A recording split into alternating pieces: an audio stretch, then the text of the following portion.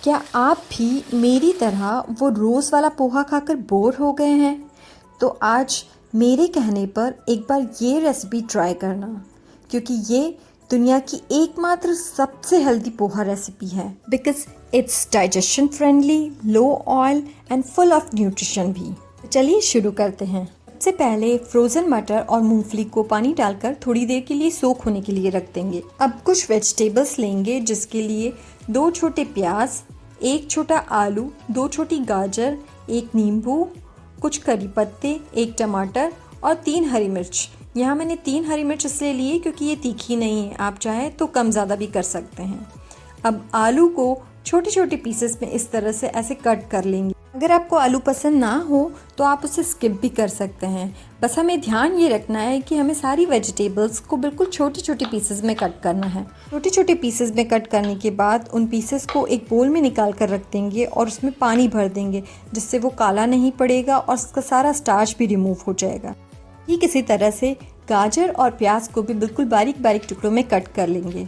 आपने नोटिस किया होगा कि यहाँ मैंने पहले से ही गाजर, प्याज, आलू को छील के रखा था, जिससे मेरा चॉपिंग का काम काफ़ी आसान हो गया। अगर आपको लगता है कि सुबह की भाग दौड़ में ये सब चॉपिंग, कटिंग करना थोड़ा टाइम कंज्यूमिंग है, तो यहाँ आप मेरी एक टिप फॉलो कर सकते हैं, जो मैं यूजुअली करती हूँ, जिसके लिए आप एक रात पहले ही सारी चॉपिंग कर सारी वेजिटेबल्स को एयर टाइट बॉक्सेस के अंदर स्टोर कर सकते हैं।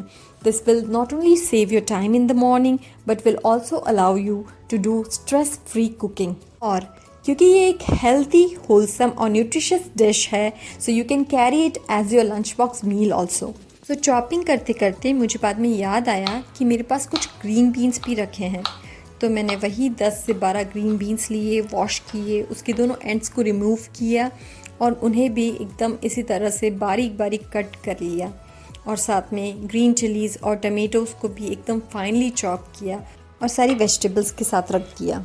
वैसे तो नॉर्मली हम जब भी पोहा बनाते हैं तो टमाटर ऐड नहीं करते, but this recipe specially requires the addition of a tomato, because as I said earlier, this poha recipe is the healthiest poha recipe ever. So adding a tomato will not only make our poha tangy, juicy, but will also load it with lots of vitamin C and antioxidants.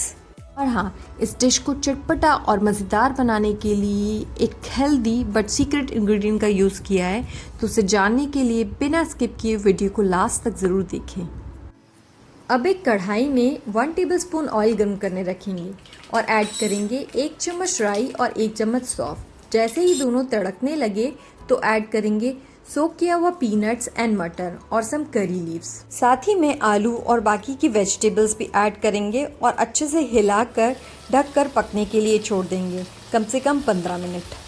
यहाँ हम बिल्कुल भी नमक add नहीं करेंगे और simply हिलाकर ढककर कुक करेंगे, जिससे वेजिटेबल्स कुक भी हो जाएंगी और एक अच्छा क्रंच भी मेंटेन होगा। इस रेसिपी में एक मेन चीज़ जिसका हमें ध्यान रखना है वो है पोहा और वेजिटेबल्स का रेशियो। पोहा की क्वांटिटी टोटल वेजिटेबल्स की क्वांटिटी का हाफ होना चाहिए या उससे थोड़ा कम, बट नॉट इक्वल। यहाँ मैं 2 कप पोहा ले रही हूँ, जिसे मैंने पानी डालकर अच्छे से रिंस कर लिया था और पानी को ड्रेन करके फिर ऐसे ही सॉफ्ट होने के लिए छोड़ दिया था।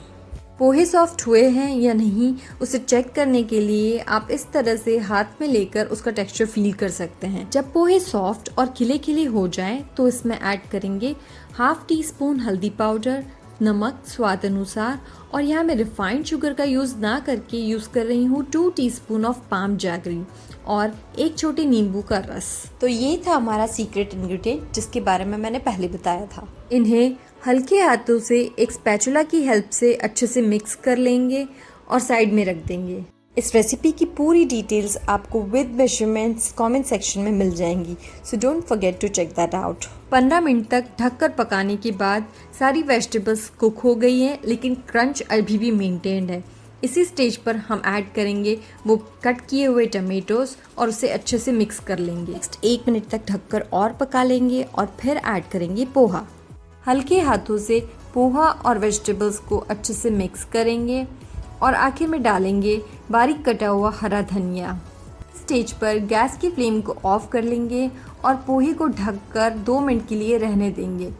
And After 2 minutes, you can clearly see this colorful, fluffy, healthy and most delicious poha is ready to serve. Unlike regular poha जिसमें हमें नमकीन या भुजिया डालने की ज़रूरत महसूस होती है फॉर टेक्सचर, इस पोहे में वेजिटेबल्स ही इतनी क्रंची होती है कि ये अपने आप में एक बढ़िया टेक्सचर देता है। इसमें अलग से नमकीन डालने की नीड फील ही नहीं होती।